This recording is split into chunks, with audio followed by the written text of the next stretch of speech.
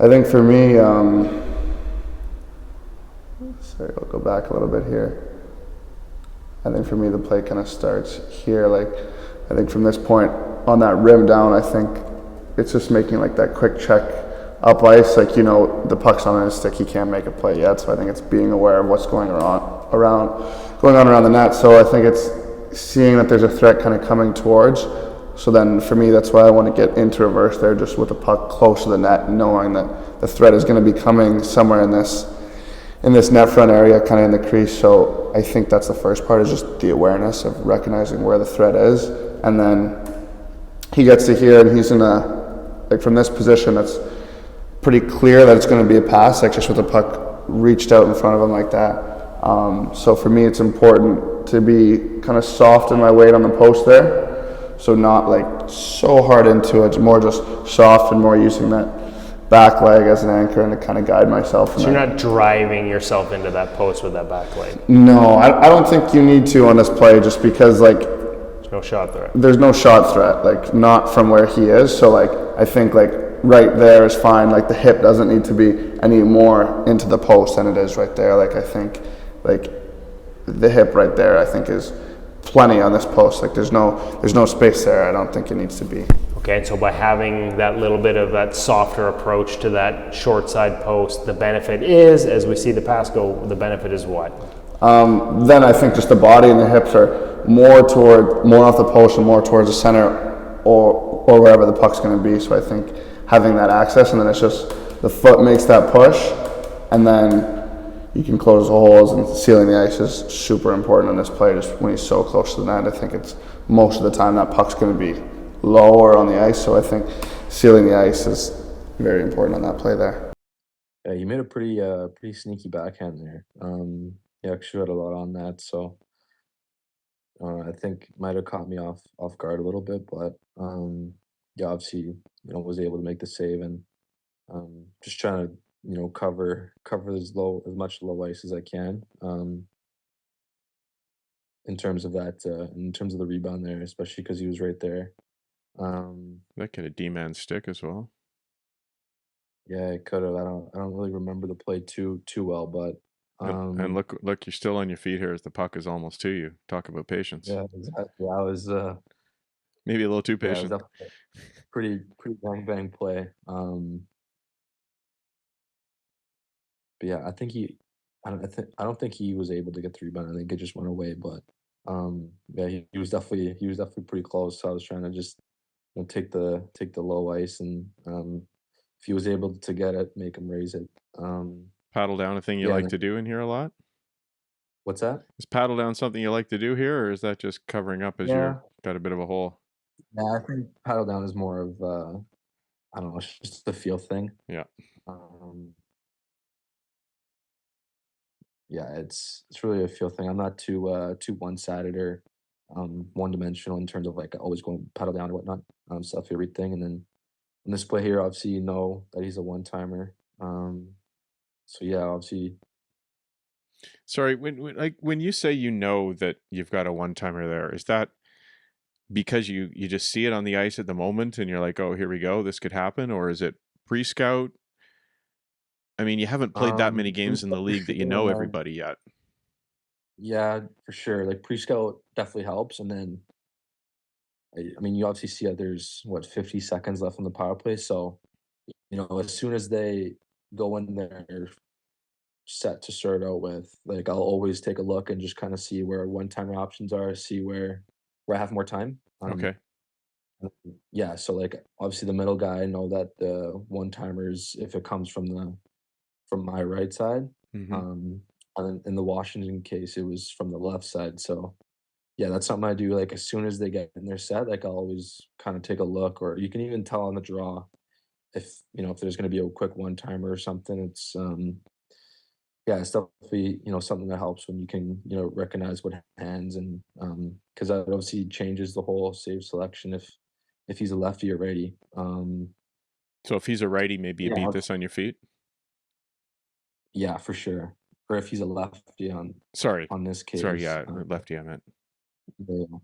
But yeah, I obviously tried to get here on my feet, but was still a little late. But managed to get there and get a good seal in.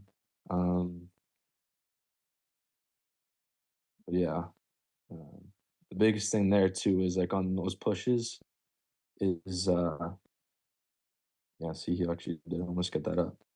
On those pushes, do not go back to the post and No. try to still get depth while you're while you're still pushing across. So yeah, obviously, the one timer is a big threat on the power play. So it's definitely something that you need to have ready to save at all times. And when you say get depth on that push across, see if we get it here.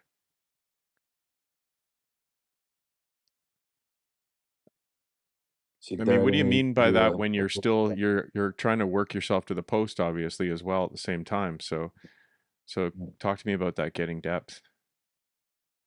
yeah, like here, I kind of went to the post, and in a perfect world, I'd probably like to get more of an overlap, and obviously it was like a pretty bang bang play, so I didn't really Okay. get too set on the play, but um, yeah, I would definitely like to be more out in that situation, just because especially with one timers, like you're not gonna have too much time to react, and with yeah, if you can even get that extra inch or two, then it makes it a big difference with you just even getting a piece of it or going off your shoulder or whatnot, but um yeah, obviously depth's the biggest thing in those situations. Yeah. And despite what we said before, you pretty much beat this on your feet. I mean, you weren't going down until you got over there, really.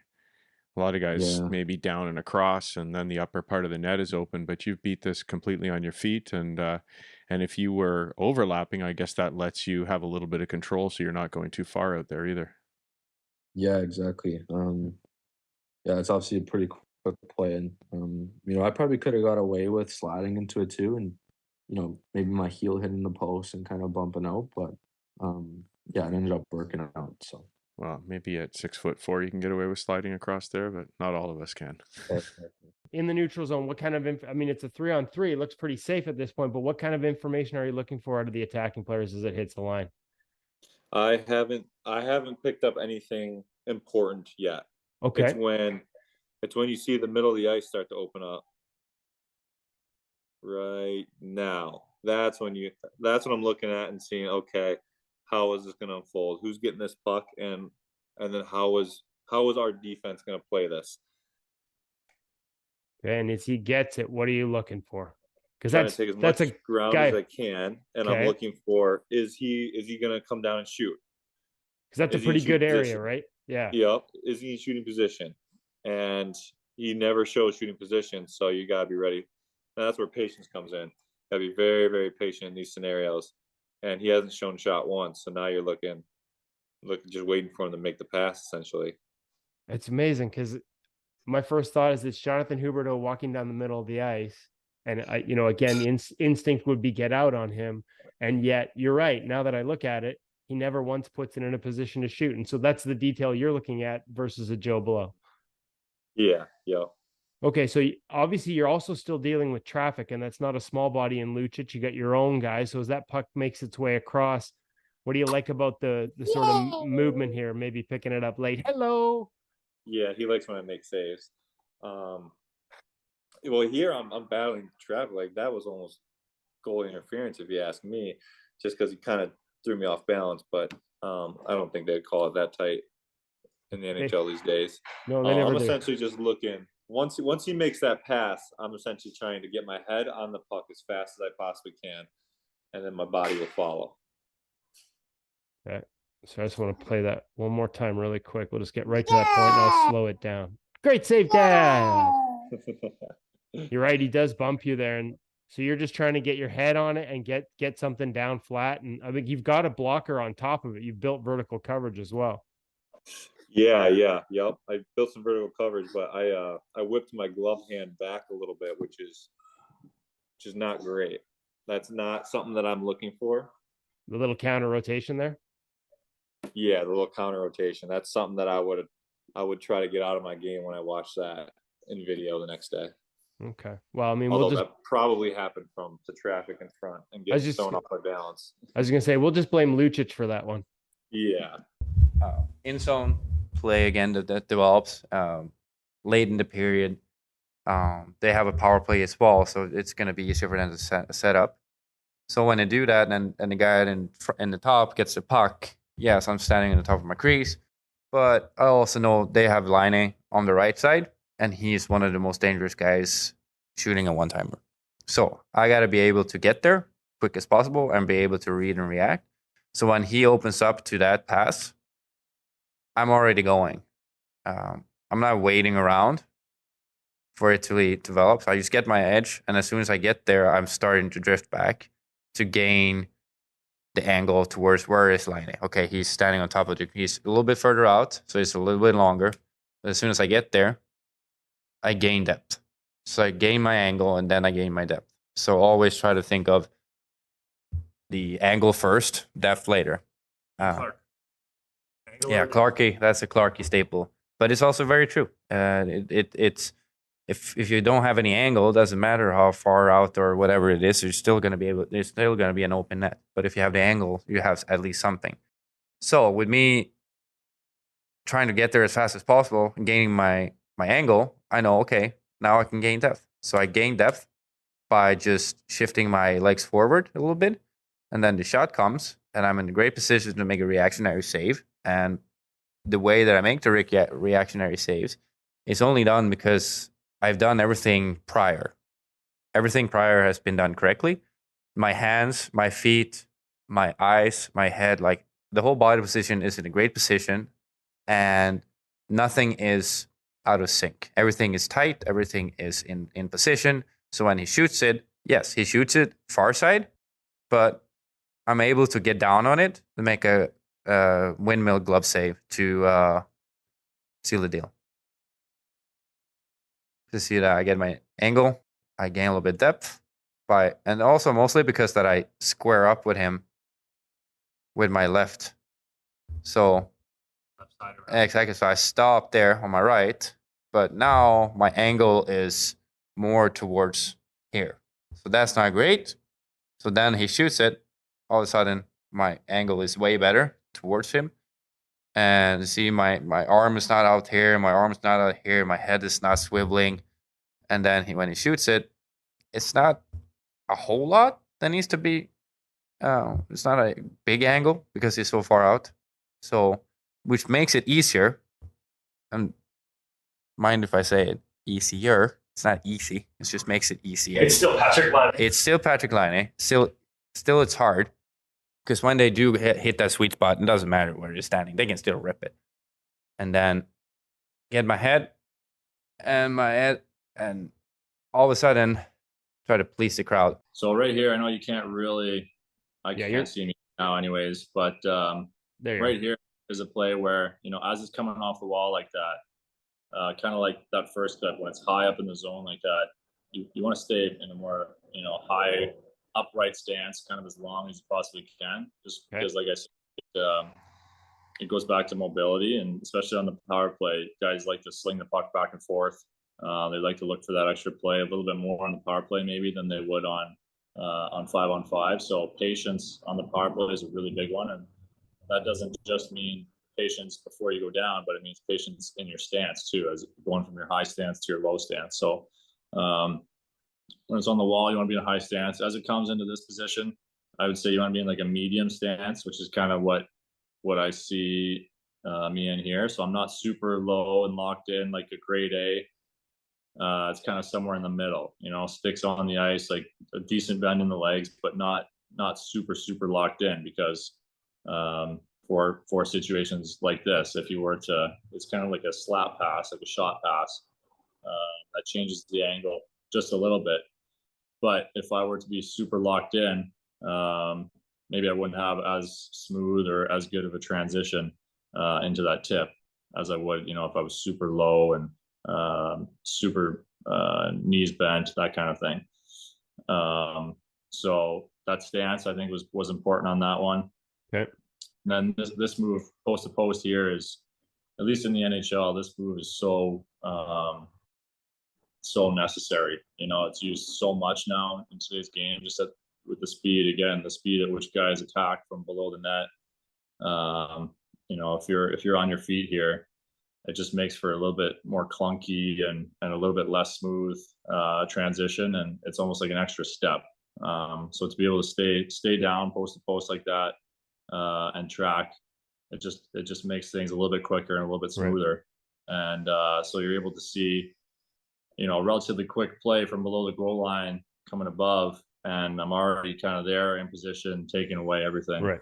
So as I just wanted to, we'll go back to that one second. I just wanted to, like, you talked about the stance, and I love, like you said, you know, and obviously knowing Curtis from his time here in Vancouver, you know, 3 stance systems, something he would have probably talked about and taught, having worked with Ian Clark. And I just love this as a middle stance, and that push, like you said, the control, the push on the tip. 2 things that I would wonder, like, as this shot comes, are you just trying to find his stick blade? Like, as you track the puck, what are you looking for in terms of that type of deflection? Yeah, I think you're looking for handiness for sure. I think that's something you want to recognize as early as possible. Like, if this guy was a lefty, he's not going to have the same kind of control over that tip on his backhand as he would as a righty. You know, they can kind of manipulate their stick a little bit easier on their forehand, whether it's going to go short side or far side. And there's a lot. I mean, there's a lot of things you can look for. A tip like that, you know, basically you're not going to have a ton of time to react to it. So basically what you want to process is whether it's going short side or far side. And you can do that in a few ways, like the angle of a stick. Honestly, like the noise that it makes coming off the stick, this is going to sound crazy, but you know, if it makes it like a more quiet noise, you know that he had soft hands. So he was probably going to try to tip it short side. He's trying to just kind of like let the puck kind of hit the stick out of the way. But if it makes a more firm and loud noise, you know that he's kind of giving a little bit extra into it because he wants it to go back the other way. And you can tell kind of by looking at the blade of the stick too, whether it kind of flies open as the puck hits the stick, or kind of like it does here. You know how it flies open, or if they kind of hold firm more on their lower hand, then you know, because they need to lean into it a little bit more because the angle of the puck is changing a lot more. So they need to have a little bit more, you know, they need to have a little bit more strength in that bottom hand. So like these high tips, that's one of the hardest saves, I would say, in hockey, just because the puck's not really losing any speed, but it's changing angle. So you have to move with it, and you don't know if the tip is going to go short side or far side. And really the only time you have is to react short side or far side. I don't think you have time in these scenarios to necessarily, you know for sure where the puck is going to go and make a clean save. It's just, it happens too fast. So that's some of the things that I look for to try to read whether it's short side or far side. Wow, that's the first audio one we've had. That's awesome. I'm sort of like, yeah, Matt, like, here, this is amazing. I'm actually a little worried just based on the time I'm asking for here, because the detail is incredible. I love that you also get rotation back to your post on that, which sets you up for this next play. Yeah, that's important. I talked earlier a little bit about containment. That's a big word that Curtis likes to use, and you can use different words for it, but you always want to be in control. So this one, it was, I ended up in a really good spot here. I made the save and ended up on the post all in one movement. If you say you slide outside your post, if you rewind it just a little bit right to when the save is made, if I'm kind of outside the post and I slide, more aggressively and my skate is outside the post, now I got to make a full rotation, get back inside the post before I can get across. So this save here was just really clean. Bit of a weird spot here. Maybe you could have covered it. But I think I was worried about this guy coming in from the left side. So I just kind of swipe it. But now at least I'm on the post. I'm contained, I'm controlled, and balanced. And then this right here, this is fun watching goaltending when it's just like the details like this. It's just like super smooth, all in one movement, kind of make it look easy. And it definitely is definitely not always like that. But when this kind of stuff works out, this is why you pay attention to technical details, and it just puts yourself in a really good position to make, a pretty tough save look, fairly routine. And I think a big part of that was standing up on the post. If I ended up outside the post, it's just another movement and another half second that is wasted. And maybe then I'm scrambling to get to this side, and I'm off balance, and then it becomes a much harder save. Okay, so last detail on this one is you go out of the reverse track off to the right post into a reverse. Importance of that backside edge. I think a lot of goalies, when they swing back and forth at younger ages, they just let that backside edge sometimes pull into the net as opposed to anchoring it. And the importance of that is a stabilizing force as you get across. Yeah. I mean, you always want, again, every play is different. There are plays where maybe if there was a guy super deep back door here and he was open, then you want to stay real flat to give yourself a better chance at that slide.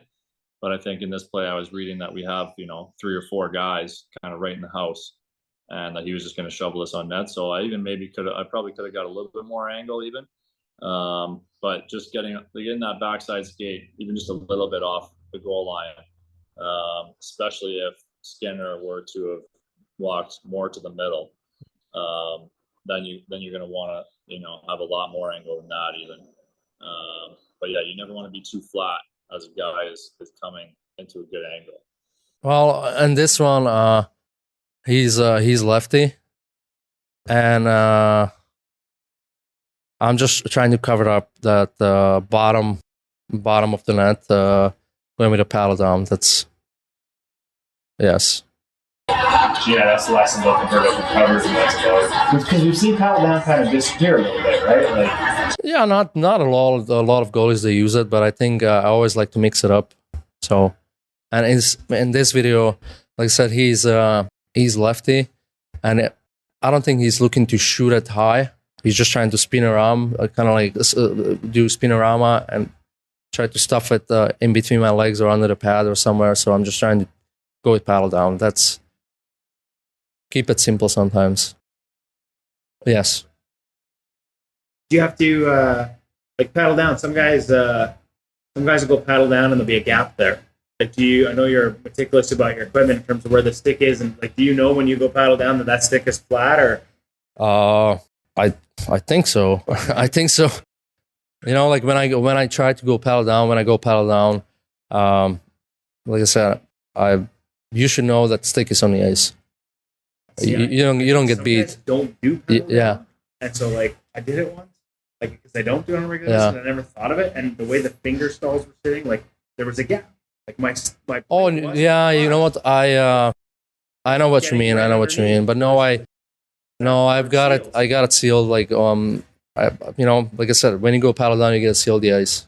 Because I think sometimes have the finger right. Yeah, put it down, I have that finger too. I have the finger there too. But the way I go, I just kind of like with the blocker, so I don't go kind of like a straight down, but a little bit like.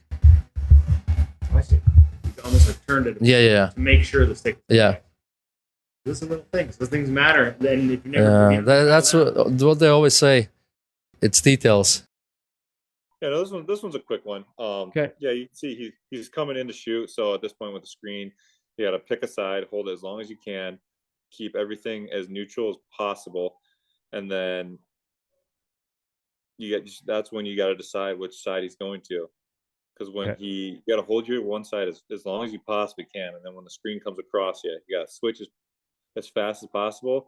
And this before you can see I'm probably looking through his elbow though. I have decided which side he's probably shooting at that point, and you can just tell that based on stick angles and where he's looking and where the screen is. Because if the screen was to my right, he would have to go to my left. Right. Okay. So not always, but. Right. You're playing.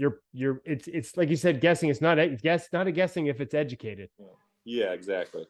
And then this is a great example. Like I think if you had continued to move short side with that move as that screen pushes you there, you probably end up moving out of the way. Yeah. Yep. Exactly. But if you hold your ground, as long as you can, keep your head as neutral as possible, give you your best chance of reading the shot coming in. things change because I have a D pushing him. So I'm prioritizing my short side right now. Like you're a little he, especially angled off. because far side is backhand for him, and he's got to get that across his body and through my D. Chances are he's going to try to get me off my short side post. So you've like if I was right behind him, I'd see you a little bit off the angle on the short side, like to that side a little bit. Like I'm not going to give up my feet here to move to get square to a pull. Gotcha. Like I'm going to hold my feet on the short side as long as possible. And if he does, so here he kind of tries to go backside, and once you make that read, once he's close enough to smother, you could commit, and he at this point he can't really go back, so it's kind of just getting close to the puck and stay on it there. Like if you make an early push and slide prematurely, like you take yourself out. And I think if I'm moving to my far side early, maybe that slide takes me a little too far, and he just tucks it back in. So here I really just try to hold my feet. What are you looking at? Are you looking at hands, looking at puck? You looking at looking at everything, kind of looking at the puck, looking at his blade, his hands too, looking at what my D is taking away. When you see his hands like this, are you thinking he's coming across just the way he's? It looks like he's gonna pull it, but I still have to respect that little. He could flick his wrists and put it back. They're just so damn good, eh? So yeah, my D helped me out pretty well on that one. Yeah, so on this one, my original like triple shoulder check, I knew that guy is really the only threat other than that high pop. So You're there early. I know that I have to get there early because I might have to move back for backdoor play there. So here I'm not like raging out of my crease because there is stuff going on backdoor that it's pretty scrambly. So like right now, the only thing that I'm playing is the shot and the potential tip to that guy's stick, which is kind of in front of me. It's not that far, so I can stay at the top of my crease and play that shot. So like my D did a really good job there, keeping everything right in front of me. So I was able to keep my depth and play the shot and still have a good chance to smother that tip. This is a dangerous play, putting it through to the guy driving and that guy popping it back up, kind of giving up a grade A for another grade A. So I got to play that kind of semi-breakaway right here. Like if he makes that pass through to my D, it's kind of hats off to him, and I got to make a desperation save. But right now, like I'm fully committed to stopping that guy. He put it back and it didn't get through. Chances are that puck is not getting through two of my players. So I kind of was able to commit to the original guy driving and then hope for desperation save if I need it. You see, you still got there. Yep. And then now it's all about scanning my threats. Like once the play is developing in zone, we have the they have the puck. So that guy's not a threat. I'm on my post. The real threat right now is the only guy in the slot. So getting good awareness on that and trying to get there early, and get my feet under me so I'm set. I wasn't completely set, but I still found a way to kind of track that to my blocker and get a piece of it. I think it could have been a cleaner save if I got there a little bit earlier and got my feet underneath me and stopped fully. Yeah, I mean, anytime you can get a look, it's going to help you determine who's around you, who's potentially open. In this scenario, he's obviously going to the corner, he's cycling it low.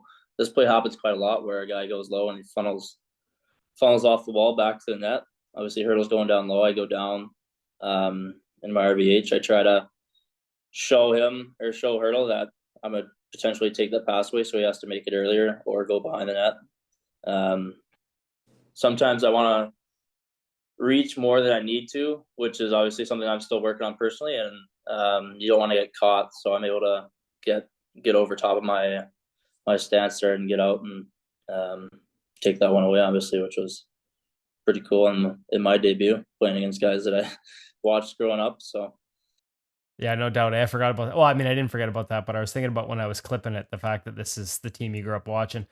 So here from behind again, just walk me through that decision because it's interesting. Some people might say, not some people, but like you might hear the argument like he's behind the net, so he's not in a shooting position. Do the reason for dropping in reverse and the reason for extending the paddle? And obviously we see 24. I apologize to him that I don't know who that is off the top of my head, but he's still a backdoor. He's still a 1T threat as Hurdle. So when you talk about wanting to show Hurdle something in terms of what he has and doesn't has, can you walk us through that a bit? Yeah. So as he's entering the trapezoid, it's obviously dependent on where the threat in front of the net is. In this case, Couture is coming off the wall. So I probably reach in a little more than I need to. Hurdle's not as close to the net as I need him to be in order to intercept that pass. So I reach a little bit to try to throw him off just a tad bit. But as Couture is coming to the net, I know just from previously, like he's cycled it down, he's going to be coming to the net. So obviously I'm able to get over my left leg and just be able to come out square to Couture there, and able to hold on to that rebound so he doesn't have any extra change. Okay, so that movement, I'm just going to rewind it a bit. That movement coming off the post, as much as you maybe extend a little more than you want, the key to that shift, is it like you talked about getting over your left leg but there's also a push out as well by the looks of it a little bit? Subtle? Yeah, I mean, it's all dictated by your head and your eyes. Like obviously the head is the first thing that moves. That determines exactly where Couture is. And obviously you're able to, as soon as you lean over that left leg, you're going to start to get a little movement towards the middle of your paint. And as that happens, you can just get a little push, but you obviously don't want too much of a push to, like you don't want to be pushing directly off your right post to allow an opportunity for a short side shot. I was going to say, we've seen that a lot early in this season, that low high and then the shot funneling short side on goalies who are pushing away from that post, something you have to be cognizant of. So you want to, in my language I like to use, it's more of a release more than just a push. Like you're releasing, your head determines, like your head's tracking the puck to the stick. You come over your left knee and your body just collapses into it with little to no push necessary off the post there. Okay. Yeah, it's funny because in slow-mo it looks like a push, but it's not that big. I want to just rewind that for one quick sec.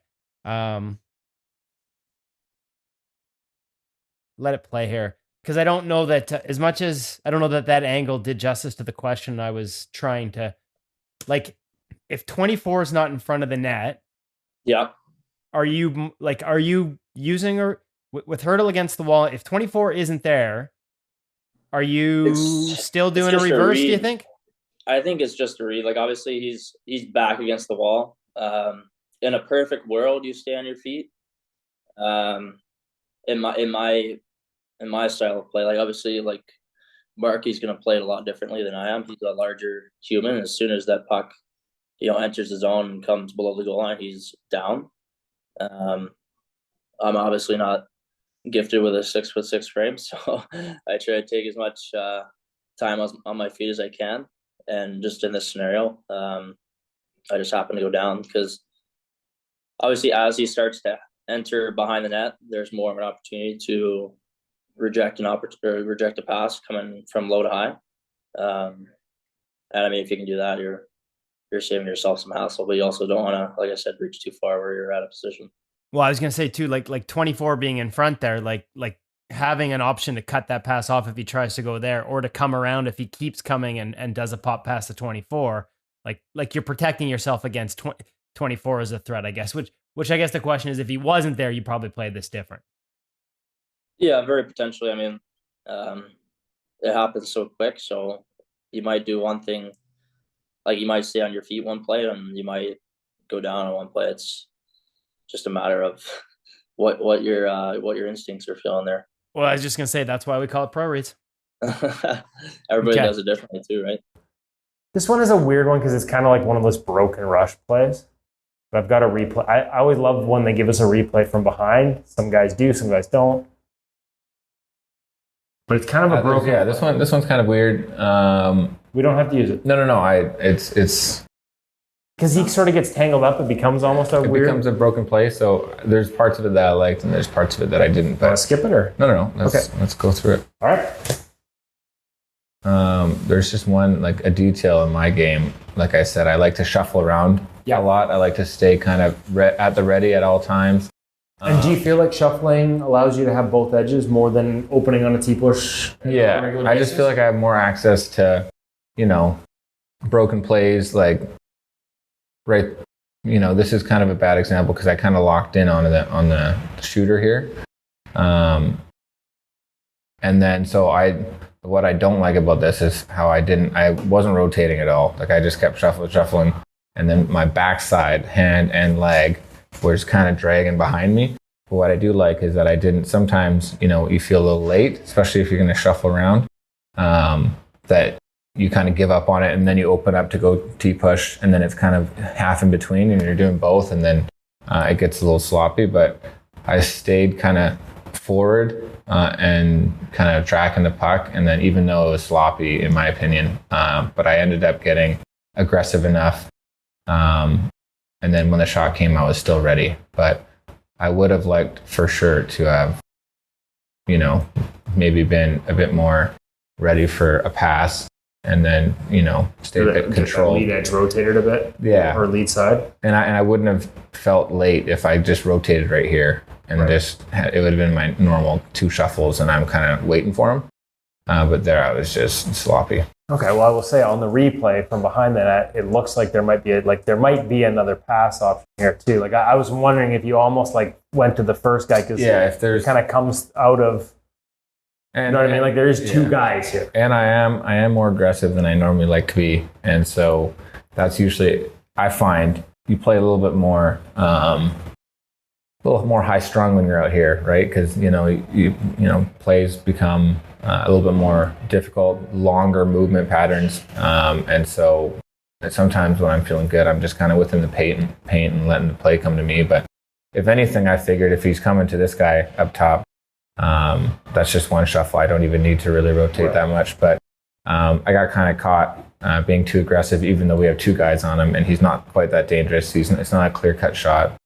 And then, it makes this pass a little bit difficult.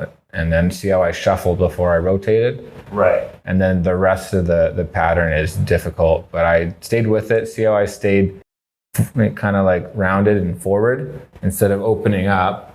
And then I wouldn't have been, ready for the shot and taken away the space in front of me.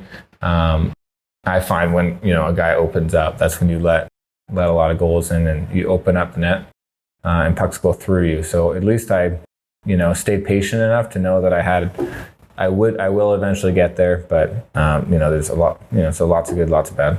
So like you still stay on top of it. Again, stay on top of it, even though you may not it may not have been your perfect movement pattern. Shuffling allows you to stay on top of this. Yeah, it's never black and white, right? Like I liked how I kept my core strong enough to stay forward. I just needed an early rotation, and that could have been a lot simpler. Yeah, both are saves. One would have been a Picasso. Yeah. So the one part about this that I do like is, not making these big, grand, long pushes, whether it's a shuffle or on my knees. And so there's kind of like a split second waiting to see if there's anyone in the middle that takes his pass. And then even that rotation right there, I'm really happy with rotating before moving. My back side hand kind of drags, but I end up regathering it. But once I see that he's one-timing it, I don't, a lot of times it's so easy to see the one time and just start to try to get a blocker on it, or you go into a spread and you come undone. But I, stayed a little bit more controlled for another split second, enough to like seal right there. And those are often, because he zipped it pretty quick into the back door, you feel late and then you end up opening up, trying to get something on it, and then you just open everything up. And often often they go against the grain because, it's difficult for them to put it in the spot they want and, an intense game. So That's what I liked about it. Does a right shot more likely to go against the grain from that side? If that wasn't a 1T, if that wasn't sprung on that side, would that change your approach at all? Well, righty, gives me a chance. I don't have to come across quite as far, but at the same time, the lefty, it's hard for them to get a lot of juice on it. So I would say they kind of even out. Okay. But I ended up in a good position there. But I just liked how I stayed. I didn't open up assuming especially on a one-timer backdoor, there's an assumption that they're going to do what they do in practice and they're going to go far down or posting in right where the most. Like it's kind of like that drill we were talking about, how stuff comes back through the middle of the net quite often. And so you kind of got to give yourself the chance to, to make a save. And I feel like that is when you stay compact. Now, part of, like you said, Benier zips this, hell of a player. Is there anything is there anything that goes into reading pass or shoot for him on this as you're watching him, or is it all situational, everything else is around you? But I just like that we have this replay. I didn't know if there was anything you're looking at that helps you read, okay, this is a pass, not a shot. I think, through the flow of the game, you're just reading and reacting. I'm not specifically thinking about, what he's going to do. It's just kind of pattern recognition just from the naked eye. What you're seeing. It's the instincts that take over, which one's a shot and which one's a pass without necessarily having to think, okay, it's because his hand is here. Right. But I mean, I didn't, you got to honor a shot because shots are responsibility, especially on a power play. This is a hard pass. Like it's tough play. It's just because he's far enough outside that dot. My angle towards him being square, that's a large rotation. That's probably why right here, rotating from that dot to this back door, that's a large rotation before, and they're in pretty tight. So to get that rotation in and then come across controlled and square, and it happens very fast. But it's bulky chip too. Yeah. So even with a bit of drag, I was pretty happy with that rotation, and then it's not coming undone and kind of guessing, and I read it late enough or that I ended up squeeze, right? Like, if you open up and start to anticipate, something posting in or something, because when you feel the open net, before the puck releases, it's easy to start to just try to take away what's open, assuming that, they go where they're supposed to. But often, you stay compact for just another split second and you can seal like that easily could have went against the grain, or maybe if I was late, that would have hit me in the chest. But I mean, when you want to do it, but it's a very challenging play. And it's a massive rotation. Yeah, fully across the ice, and there's a down element to it. But if I were to do this how I would like to, I would have rotated and then not had to. I'm as the puck got there, I'm still kind of not flat. Done the rotation, and my backside hand and leg didn't come with me.